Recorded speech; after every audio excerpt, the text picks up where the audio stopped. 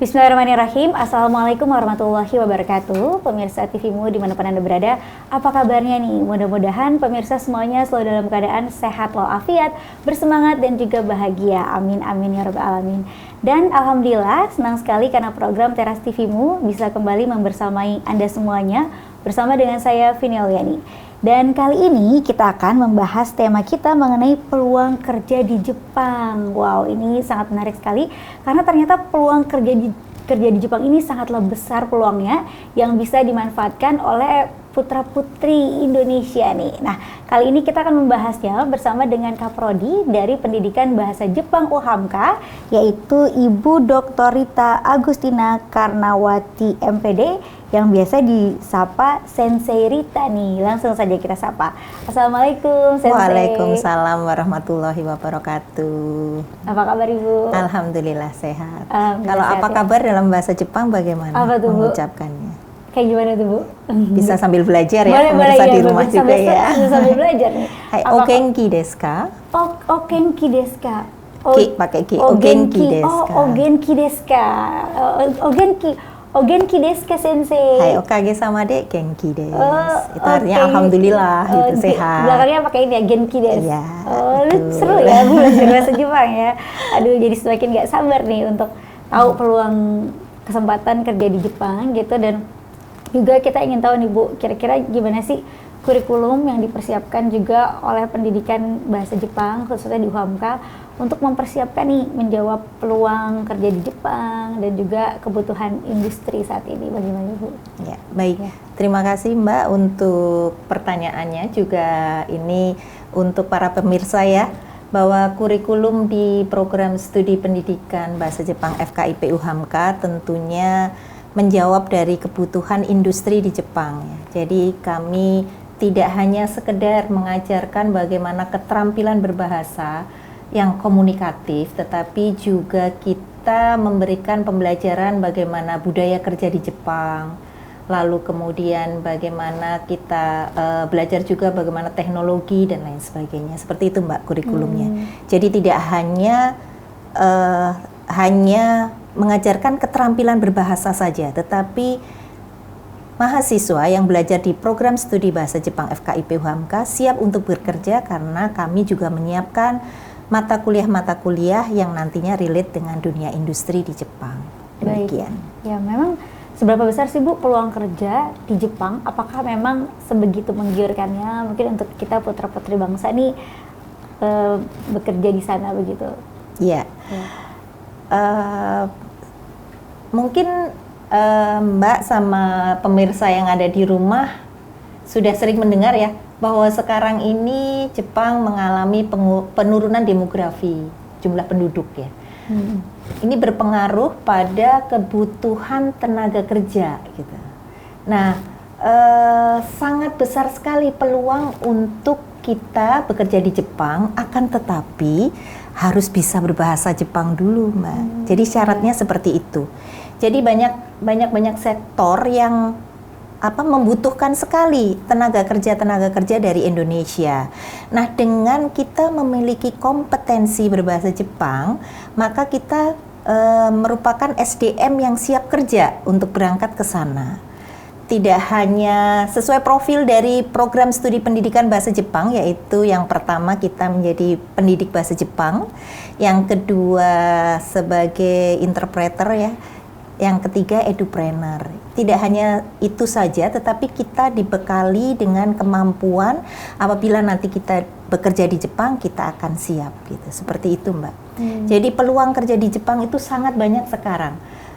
Tidak hanya di sektor-sektor seperti pertanian, lalu perikanan, pengolahan makanan, pabrik-pabrik.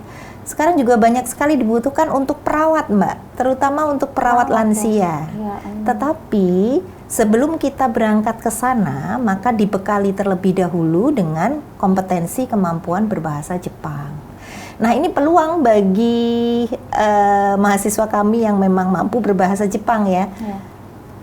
Tenaga kerja atau sumber daya manusia ini sebelum berangkat ke Jepang kan harus mampu terlebih dahulu Mbak berbahasa Jepang. Ya. Nah, ini merupakan peluang bagi mahasiswa yang memiliki kompetensi ini atau lulusan kami atau alumni kami. Jadi banyak sekali Mbak permintaan untuk menjadi pengajar bahasa Jepang dikarenakan di Jepang kebutuhan untuk tenaga kerja ini sekarang seperti over demand ya. Jadi sangat luar biasa membutuhkan tenaga kerja itu. Sangat tinggi ya. Ya. Sekarang juga pemerintah ini ada program yang namanya pemagangan luar negeri untuk anak-anak SMK. Sebelum anak-anak SMK itu belajar magang ke luar negeri, itu mereka harus mampu paling tidak dasar ya bahasa Jepang. Nah itu mahasiswa kami berangkat semua itu ke SMK-SMK di seluruh Indonesia untuk mengajarkan bahasa Jepang bagi siswa-siswa SMK yang akan melakukan magang ke luar negeri. Jadi peluang bekerja di Jepang itu sekarang sangat tinggi. Sangat tinggi ya. Akan tetapi ya itu tadi syaratnya harus bisa bahasa Jepang terlebih dahulu. Nah ini jadi peluang lagi untuk mahasiswa-mahasiswi pendidikan bahasa Jepang bisa kerja di Jepang ataupun di sini ya untuk mendidik mereka belajar bahasa Jepang. Iya. Nah terkait kebutuhan yang sangat tinggi, tadi kan ada magang juga untuk siswa-siswa SMK. Untuk mahasiswa UHAMKA itu sendiri pendidikan bahasa Jepang apa terbuka peluang untuk magang? Sangat terbuka Pak. Jadi di program studi pendidikan bahasa Jepang FKIP UHAMKA sekarang ini sudah banyak bekerja sama dengan beberapa perusahaan di Jepang dan mengirimkan mahasiswa untuk melakukan namanya internship MBKM. Kurikulum yang sekarang sedang dijalankan oleh perguruan tinggi di Indonesia namanya kurikulum berbasis Merdeka Belajar Kampus Merdeka dan Outcome Based Education, yang mana salah satu program dari MBKM ini adalah internship atau magang ke perusahaan. Kami sudah mengirimkan beberapa mahasiswa kami untuk belajar magang di sana ya. Jadi mereka di sana itu selain belajar bagaimana mengenal budaya kerja di Jepang tentunya, lalu kemudian mereka bisa berlatih berkomunikasi bahasa Jepang pada negara aslinya gitu, seperti itu Mbak. Jadi kalau di kampus kan mereka mendapatkan teori-teorinya, bagaimana tata bahasanya, bagaimana ya seperti itu hurufnya. Oh ya, hurufnya Jepang kan berbeda ya Mbak ya. Kanji ya. Iya, ada yang namanya hiragana, katakana, kanji, seperti itu. Jadi huruf Jepang itu juga ada banyak jenisnya. Iya. Kirain cuma kanji aja, ternyata ada 3. Hiragana, katakana dan kanji. Ini berarti ada tingkat kesulitannya masing-masing ya? Betul. Yang paling susah yang mana nih Sensei? Tidak ada yang susah. Nggak ada yang susah. Yang penting mau belajar. Ya. Jadi itu kami sudah mengirimkan, ada yang di Hiroshima, ada yang wilayah Tokyo ya Mbak ya. Jadi namanya kalau di sana itu, kalau wilayah Tokyo itu Kanto Mbak. Kalau wilayah Osaka itu namanya Kansai. Jadi ada beberapa mahasiswa kami yang sudah berangkat ke sana untuk melaksanakan program internship MBKM selama 6 bulan. Nah, apa saja yang didapatkan? Selain itu tadi, selain belajar budaya kerja di sana, juga mengimplementasikan apa yang sudah dipelajari di kampus. Lalu kemudian selain itu mereka juga ada program belajar di kampus. Kampus di sana? Iya, di Sudo Daigaku ya, di Hiroshima. Jadi mereka belajar multikultural, jadi 2 SKS. Berarti nanti transkrip nilainya itu ya dari sana? Iya betul, kalau MBKM kan memang kita konversi nilainya gitu, seperti itu. Ya. Nah itu kesempatannya itu apa persyaratannya nih? Apakah ini terbuka semuanya ini pertanyaan menarik nih. Memang harus ada syaratnya pastinya ya. Syaratnya yang pertama, mereka itu harus memiliki sertifikat kemampuan berbahasa Jepang level namanya N Mbak, Noryoku Shiken. Jadi kalau bahasa Inggris kan ada TOEFL, ada IELTS, ada TOEIC gitu ya. Kalau bahasa Jepang itu namanya JLPT. Dan ada 5 jenjang, ada N5, N4, N3, N2, N1. Syaratnya adalah harus memiliki sertifikasi kompetensi namanya N4 itu tadi, JLPT N4 Paling Untuk tinggi N5 apa N1? N1. Oh, N1. Iya. Jadi ini minimal N4 nih ya, N4. tingkatan kedua. Begitupun juga dengan tenaga kerja Indonesia yang berangkat ke Jepang. Iya. Sebelumnya mereka harus belajar bahasa Jepang dulu sampai dengan itu tadi level N4, baru mereka berangkat ke Jepang. Jadi harus memiliki dasar berbahasa Jepang dulu sebelum berangkat bekerja di Jepang. Baik. Seperti itu. Yang utama adalah punya kemampuan bahasa Jepang Iya, yang mumpuni, betul, itu tadi ya. betul. Baik ya, Sensei, kita akan lanjutkan kembali, tapi kita jeda simak terlebih dahulu, Sensei Dita, karena kita simak dulu yang malam berikut ini. Pemirsa, terima kasih masih bersama kami dalam Teras TV-mu. Kita lanjutkan kembali membahas mengenai peluang kerja di Jepang bersama dengan Sensei Rita. Ini langsung dari Kaprodi Pendidikan Bahasa Jepang UHAMK. Nah, Sensei, Ya. menarik sekali karena tadi begitu besar peluang kerja di Jepang saat ini, begitu ya. Nah, kita ingin tahu juga nih Sensei mengenai sejauh mana sih keterampilan bahasa dan budaya di Jepang itu yang relevan nanti dibutuhkan untuk kebutuhan dunia kerja di sana. Iya. Baik, jadi sesuai dengan kurikulum tadi yang sudah saya jelaskan ya Mbak ya, bahwa kurikulum kita ini bernama kurikulum berbasis MBKM, Merdeka Belajar Kampus Mengajar, dan OB, Outcome Based Education. Nah, di situ kita konten dari mata kuliahnya paling tidak apa yang dibutuhkan industri itu kita sesuaikan. Salah satunya yang sudah saya jelaskan tadi, keterampilan berbahasa Jepang ya. Ada keterampilan tata bahasanya pastinya. Lalu kemudian ada keterampilan menulis yang tadi kita sudah bicarakan bahwa bahasa Jepang itu memiliki huruf yang berbeda dengan kita ya. Unik ya, Jadi ada ya. ada huruf hiragana, katakana, dan kanji. Karena mungkin nanti ketika mereka bekerja di Jepang, mereka harus membaca dokumen. Atau yang paling sederhana, mereka membaca arah-arah jalan misalnya. Atau ketika mereka berada di suatu tempat, karena di Jepang memang semuanya bertuliskan kanji gitu, seperti itu. Jadi kalau kita nggak paham hurufnya, ini apa ya? Jadi mungkin bisa kesasar, mungkin seperti itu ya. Jadi secara sederhana memang kita harus menguasai juga hurufnya untuk kita bisa paling tidak membaca ataupun kita bisa menulis, karena pastinya nanti di dunia kerja dibutuhkan itu ya.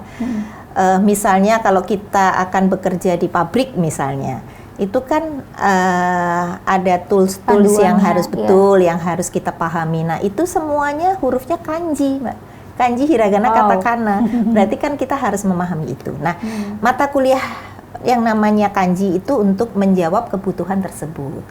Lalu kemudian ada juga mata kuliah ini yang penting juga ya, mata kuliah kaiwa. Kaiwa itu berbicara, Mbak. Oh, berbicara. Ya, jadi bagaimana kita berkomunikasi. Itu yang paling penting kan sebenarnya. Karena untuk mungkin, ketika kita belajar bahasa, kita pergi ke suatu tempat atau negara lain kan yang penting kita mampu harus berkomunikasi, tahu, ya.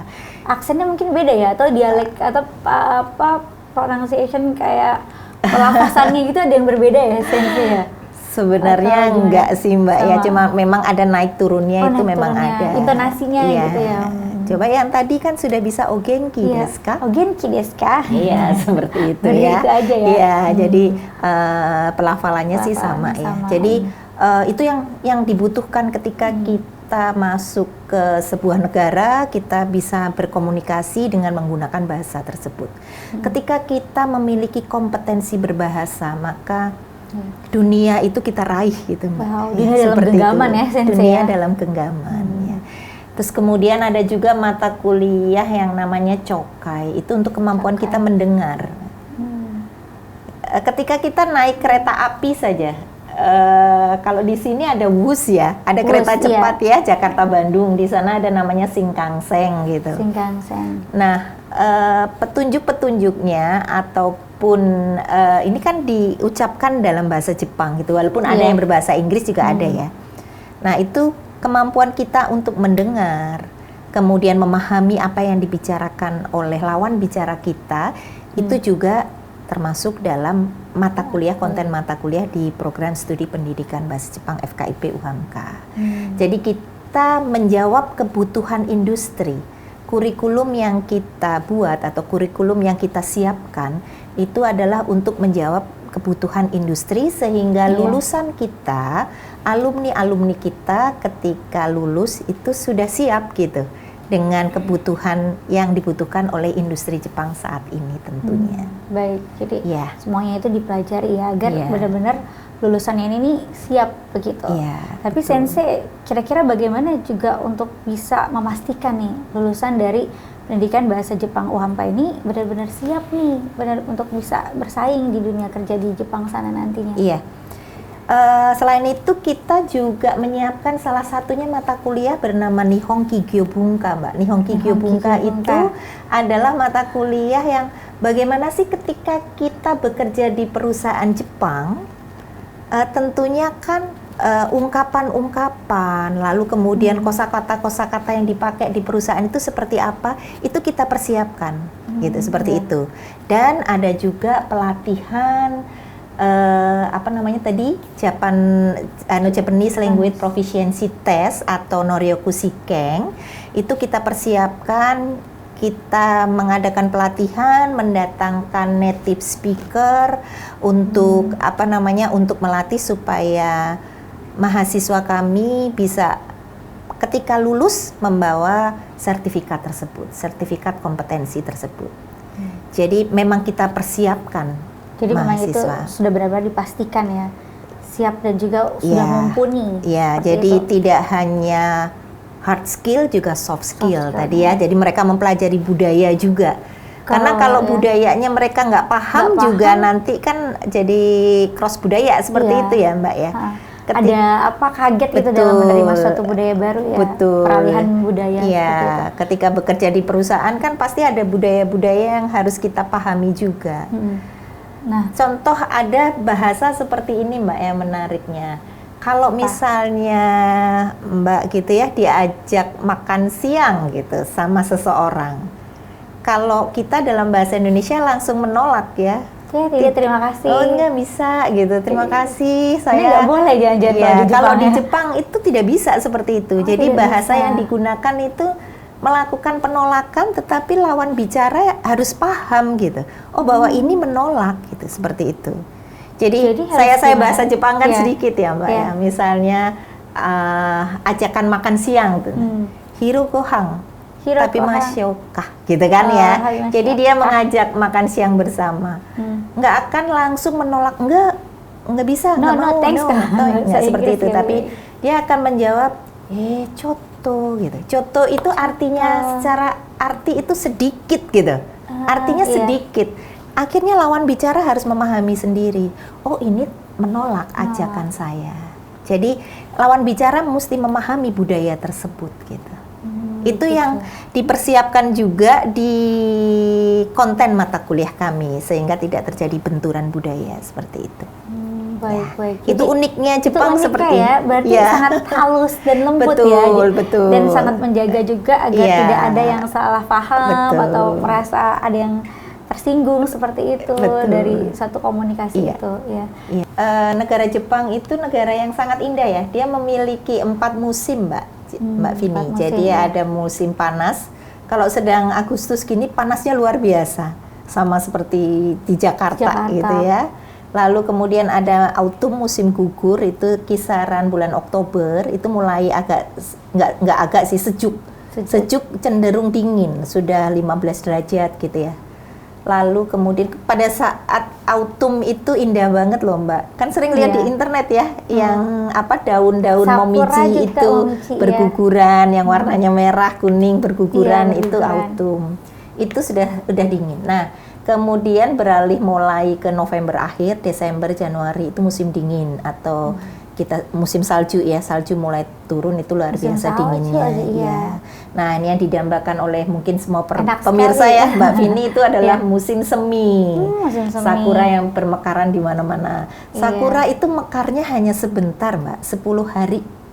Nah 10 hari. Misalnya di satu tempat, satu wilayah dia gugur, biasanya para wisatawan itu akan naik tuh nyari yang berikutnya. Jadi dia jalan gini, sakura itu jalan ya. Jadi di sini gugur, sana berkembang gitu. Jadi seperti itu. Tapi hanya 10 hari. Karena 10 hari itu maka ada semacam kayak perayaan namanya di bawah bunga sakura itu mereka kayak kumpul-kumpul Kumpul. berpesta gitu, semacam itu gitu. Menarik sekali ya. Nah, jadi Jepang itu adalah negara yang indah, negara yang disiplin, negara yang teratur. Nah, ngomong-ngomong negara Antri terutama ya Mbak, Antri. antrian itu mereka akan malu gitu kalau menyerobot dan lain sebagainya. Oke, nah ngomong-ngomong soal antrian nih, budaya yang disiplin, ini agak-agak relate nih sama Indonesia nih. Ya Iya. mungkin suka kadang cenderung kebalikannya, tapi boleh disimpan dulu ya Bu ya, Iya. dijeda dulu ya Baik. kelanjutannya, karena kita akan bahas sesaat lagi setelah yang satu ini. Pemirsa, terima kasih masih bersama kami dalam Teras TV-mu. Kita lanjutkan kembali mengenai peluang bekerja di Jepang bersama dengan Sensei Rita. Nah, tadi Sensei sudah menggambarkan nih sekilas tentang suasana di Jepang. Ada 4 musim ya Sensei ya. Ada bunga sakura, itu tuh spot yang bagus banget Sensei buat foto-foto Instagramable. Betul. Ya, dan juga yang gak kalah menarik adalah budayanya, yaitu disiplin tadi. Nah, ini perlu warning juga nih untuk warga Indonesia, karena biasanya orang Indonesia kan terkenalnya ngaret gitu kan. Ini gimana nih Sensei untuk ya penyesuaian di sana? Ini yang saya contohkan mungkin ya Mbak Vini ya dengan pemirsa di rumah, budaya antri ya. Budaya antri. Jadi saya itu pernah mengalami di wilayah Ueno namanya ya. Jadi nanti kalau berkesempatan ke Jepang lagi ke Ueno ketika musim sakura di Taman Ueno-nya itu bagus banget itu spot sakuranya. Ketika makan siang Mbak, ketika makan siang itu kan para pekerja kantor itu pastinya mencari makan ya. Itu antriannya itu rapi, lalu kemudian lurus gitu seperti itu. Jadi tidak ada mereka itu bergerombol ngobrol dulu sambil antri sambil ngobrol, itu tidak seperti itu gitu. Diam, jadi mereka diam antri ya. tenang dengan lurus barisannya, itu namanya kyoretsu ya. Kyoretsu itu antrian ya. Jadi mereka apa namanya tertib gitu seperti itu. Kalau mereka melakukan yang tidak sewajarnya itu malah mereka malu sendiri biasanya. Jadi memang budaya itu mungkin sudah ditanamkan sejak mereka kecil ya. Jadi sampai dengan mereka dewasa itu budaya-budaya itu selalu dilakukan dalam kehidupan sehari-hari mereka. Di stasiun Tokyo atau dimanapun di tempat-tempat keramaian itu, misalnya restorannya ada di lantai 2 itu, saya melihat mereka itu melingkar di tangganya itu juga lurus aja gitu. Tidak berantakan gitu, antriannya itu tidak berantakan, jadi saya gini luar biasa ya gitu. Ya kebetulan waktu itu karena saya mendapatkan beasiswa ya Mbak, jadi kita ada satu hari yang harus mencari tema apa nih yang kita temui di Jepang. Saya mengambil tema yang antri itu tadi ya, jadi saya ke tempat-tempat yang dimana orang biasanya antri gitu. Jadi saya, kalaupun lantai 2 pun mereka itu mengularnya itu rapi gitu, rapi seperti itu. Pada gilirannya mereka akan maju, pada gilirannya maju. Mungkin di Indonesia juga sudah seperti itu ya Mbak. Saya lihat sih fenomenanya sekarang sudah kesadaran untuk antri dan lain sebagainya sudah banyak dilakukan oleh warga negara Indonesia, sudah terbangun ya. Jadi walaupun mungkin masih perlu belajar untuk yang rapi dan lain sebagainya, tapi paling tidak sudah melaksanakan itu juga. Lalu kemudian saya juga melihat di Indonesia mungkin sudah mulai sama dengan di Jepang ketika kita naik eskalator. Di sana akan malu kalau naik eskalator itu berjajar 2 gini Mbak. Mereka akan ngantri, misalnya wilayah Kanto. Tadi saya ceritakan kalau wilayah Kanto itu biasanya mereka sebelah kanan itu berdiri rapi sebelah kanan. Mereka memberikan space di sini untuk yang lari. Untuk yang buru-buru lari itu mereka akan memberikan space di sini. Jadi nggak ada Mbak di sana di eskalator gandengan berdua atau ngobrol gitu. Ngobrol tapi dua-duanya belakangnya nunggu gitu untuk pengen buru-buru, itu nggak ada. Ya, jadi sudah sedemikian bagusnya mereka menerapkan budaya antri itu. Memang itu terkait budaya antri, apa konsekuensinya? Maksudnya apakah ada denda kalau ada yang melanggar?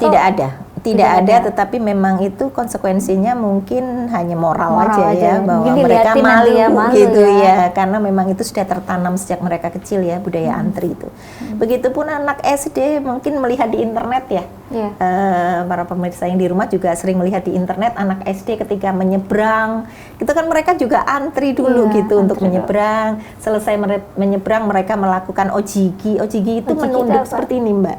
selesai menyeberang. Apapun mereka itu pasti melakukan ojigi gini. Terima kasih ojigi, berkenalan ojigi, selamat pagi ojigi, apapun mereka melakukan berkenalan itu. misalnya. Ya, jadi nggak ada begini, Mbak, nama saya Vini gitu. Ya, tidak ada. Itu biasanya ada belakangnya ada sannya nggak sih? Ya, jadi mereka pasti Hajime Maste, misalnya saya berkenalan ya, Hajime Maste Rita Tomoshimasu, to yoroshiku onegai itashimasu. Ini budaya ojiki, jadi menghormati lawan bicaranya. Selamat pagi juga demikian. Ketika anak-anak SD itu selesai menyeberang, mereka akan mengucapkan terima kasih kepada para pengendara yang sudah mau berhenti sejenak untuk mereka menyeberang dengan ojiki itu tadi. Itu budaya-budaya yang saya lihat tuh sangat ini ya. Dan satu lagi yang mungkin ini sangat penting sekali, Mbak. Apa itu? Budaya membuang sampah. Nah, itu luar biasa kalau di Jepang itu. Budaya membuang sampahnya itu sudah rapi sekali, jadi sudah terjadwal dengan sistematis. Terjadwal dengan sistematis untuk pengangkutan sampahnya. Dan dipilah-pilah hari ini apa. Dan mereka tidak akan berani melanggar.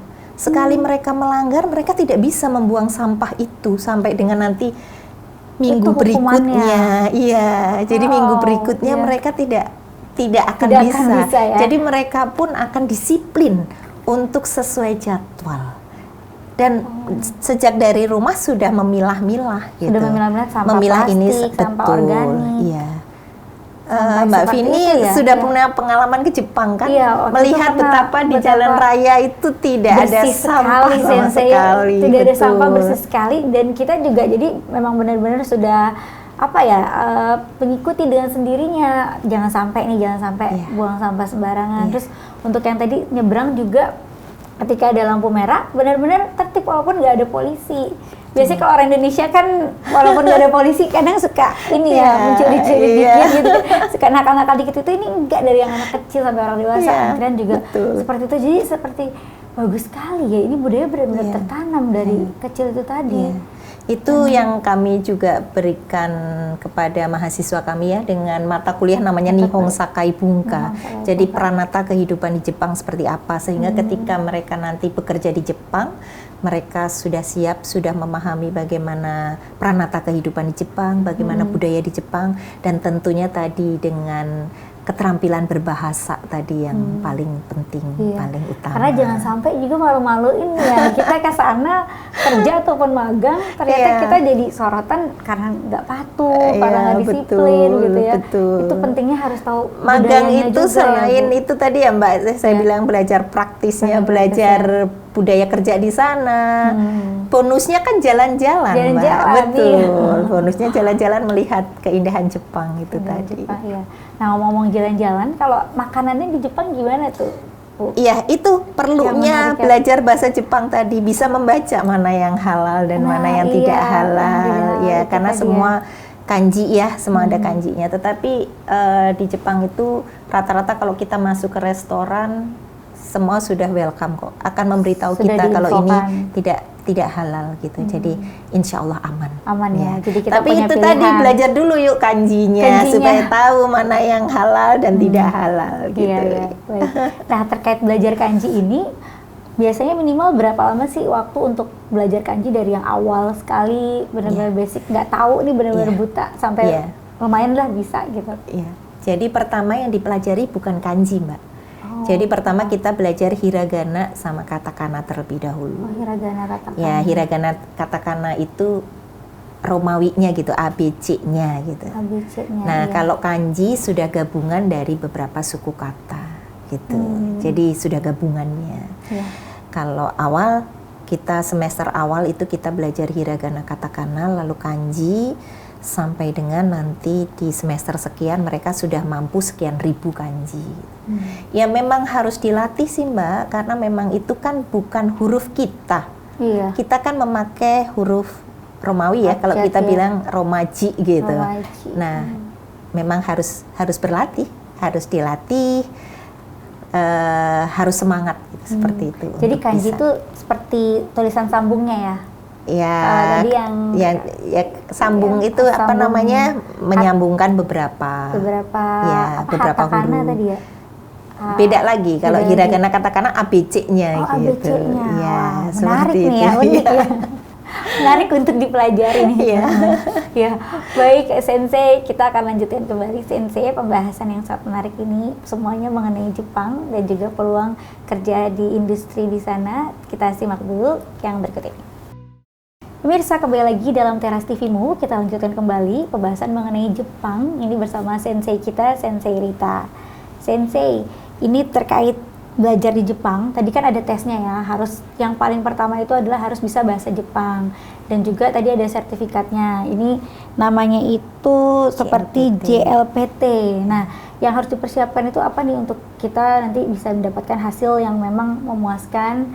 Kalau di TOEFL kan biasanya ada harus mempersiapkan belajar grammar, terus structure, listening gitu. Ini bagaimana? Iya. Baik Mbak Vini, hampir sama mungkin ya dengan TOEFL, cuma bedanya sama IELTS kita nggak ada tes berbicara. Jadi JLPT itu hanya kemampuan kita membaca, kemampuan kita memahami grammar, lalu kemudian kemampuan kita mendengar. Jadi yang dipersiapkan pastinya kita memahami dulu tata bahasanya atau grammarnya, lalu kemudian memahami juga hurufnya, karena ada juga tes kita bisa memahami nggak kanji ini maknanya apa dan lain sebagainya. Lalu kemudian ada tes mendengar juga yang saya sudah ceritakan tadi di sesi sebelumnya. Ya, yang harus dipersiapkan pertama mempelajari dari dasar. Kalau memang mau yang paling dasar namanya N5, berarti dari dasar terlebih dahulu tata bahasanya. Nah, naik ke tingkat berikutnya N4 tentunya dengan tata bahasa yang lebih kompleks. Naik lagi N3, N2 sampai dengan insya Allah N1 seperti itu ya Mbak ya. Jadi tata bahasanya, hurufnya, lalu kemudian kemampuan sering mendengarkan. Anak-anak sekarang kan sudah tidak masalah karena internet itu sudah sangat banyak untuk memandu ya pastinya. Dari lagu aja kita terbiasa untuk mendengarkan lagu gitu, kita bisa memahami oh kosakata ini maksudnya adalah ini, seperti itu. Tapi kalau tata bahasa memang kita harus dilatih. Dan untuk di program studi pendidikan bahasa Jepang, mata kuliahnya itu relate dengan tadi ya Mbak ya, bahwa kita ada latihan-latihan juga untuk soal-soal di dalam JLPT, lalu mendatangkan native speaker untuk mempelajari kiat-kiat mudah atau strategi apa ketika kita akan melakukan tes JLPT itu. Gitu. Baik. Iya. Jadi memang benar-benar sudah dipersiapkan, ada native-nya juga. Jadi tahu nih bagaimana pengucapannya dan juga dengarnya jelas gitu ya. Iya, betul. Ya, baik. Nah, kemudian juga terkait jaringan alumni ini Sensei, bagaimana kiprah alumninya dan juga jaringan alumni yang terus dibangun oleh jurusan pendidikan bahasa Jepang. Ya, alhamdulillah sampai hari ini sepanjang ini ya Mbak ya, kami ini termasuk jaringan alumninya kuat Mbak. Jadi kalau ada acara-acara, jadi kita ada istilah kalau budaya Jepang itu ada istilah soto sama uci, bukan soto ayam ya. Bukan soto ayam, bukan soto Bogor, bukan ya. Tetapi soto itu adalah orang di luar kita. Uci itu orang di dalam kita. Nah, kita ini merasa alumni, kemudian mahasiswa-mahasiswa yang sekarang sedang belajar, itu berada dalam satu uci ini. Ya, berada di dalam orang dalam. Orang dalam kita, prodi kita, jadi uci. Jadi kalau soto itu di luar gitu. Itu dalam budaya Jepang di perusahaan juga diterapkan itu. Kalau orang dalam perusahaan itu namanya uci. Di luar itu namanya soto. Jadi ketika menerima telepon, bahasa yang dipakai untuk orang uci dan orang soto itu berbeda. Gitu seperti itu. Nah, menunjukkan keakraban betul. Juga ya. Tadi kembali ke jaringan alumni itu tadi ya, kita dalam satu lingkup yang namanya uci tadi antara alumni, lalu kemudian ke senpai itu adik-adiknya ya, kohai itu kakaknya, itu sangat kuat. Jadi ketika mereka mendapatkan informasi apapun, biasanya dalam acara-acara akan diinformasikan kepada adik-adiknya, gitu seperti itu. Dan kami di program studi pendidikan bahasa Jepang FKIP UHAMKA setiap tahun ada event yang namanya Harumatsuri, Mbak. Haru Apa itu Matsuri Haru itu Matsuri? Matsuri itu festival, Haru itu yang tadi itu musim semi itu. Jadi festival musim semi. Nanti Mbak Ikut- Vini datang ya. Oh, boleh, Setiap boleh. Ikut tahun merayakan pasti ya? ada, Iya, iya. betul. Jadi di situ ada berbagai macam lomba, lalu Iya. event-event kebudayaan Jepang. Itu biasanya Berapa hari biasanya itu? Satu bisa hari? 2 hari, bisa 1 hari, tapi akhir-akhir ini 1 hari ya. 1 hari. Ya. Baik. Jadi itu kakak-kakaknya datang untuk mensupport adiknya, maksudnya alumni tadi, alumninya. dan kemudian memberikan banyak informasi peluang kerja. Dan alhamdulillah alumni Prodi Bahasa Jepang banyak yang bekerja di sana juga. Jadi ada yang di bidang perhotelan, ada juga yang selain itu juga ada, begitu. Jadi komunikasinya intens terjalin Betul. ya, saling berbagi ya. Betul, kakak-kakak saling kelas berbagi, ya. betul. Baik. Ya, Sensei, tidak terasa ini Sensei kita sudah hampir di penghujung acara kita. Ya. Sensei boleh memberikan closing statement terkait peluang kerja di Jepang. Silakan Sensei. Baik, terima kasih Mbak Vini. Saya hanya ingin mengambil satu filosofi Jepang ya Mbak Vini ya, namanya filosofi Kitsugi. Itu adalah maknanya menemukan keindahan dalam ketidaksempurnaan. Jadi itu pendekatannya adalah tentang kehidupan ya. Menyemangati kita yang pernah mengalami kegagalan. Bahwa kita bisa istilahnya memungut serpihan-serpihan kegagalan itu, menyatukannya kembali. Di awal memang tidak tampak indah, tetapi dengan ikhtiar pastinya, dengan semangat, dengan doa, maka akan menjadi sesuatu yang baru, yang kuat, yang indah. Jadi bagi para adik-adik yang merasa pernah gagal nih, wah saya nggak diterima nih di perguruan tinggi idaman gitu ya, jangan patah semangat dulu, pakai filosofi Kitsugi tadi, menemukan keindahan dalam ketidaksempurnaan. Insya Allah FKIP Hamka akan membersamai mimpi-mimpi adik-adik untuk bersama meraih mimpinya. Amin. Terima kasih Mbak Vini. Amin. Masya Allah, keren sekali. Jadi itu dia tadi ditutup dengan filosofinya ya. Iya. Temukan Keindahan keindahan dalam ketidaksempurnaan. ketidaksempurnaan. Masya Allah. Dan siap untuk menerima ya, menjadi bagian dari keluarga besar Hamka, adik-adik, teman-teman, pemirsa semuanya, para orang tua juga yang menonton acara ini, jangan ragu-ragu lagi. Kalau tertarik dengan peluang industri di Jepang nanti, langsung aja bergabung dengan UHAMKA, jurusan Pendidikan Bahasa Jepang. Baik, terima kasih Sensei, Sama-sama, Sensei Rita atas Mbak waktunya Vini. dan juga Sama-sama. penjelasannya. Sehat selalu Sensei.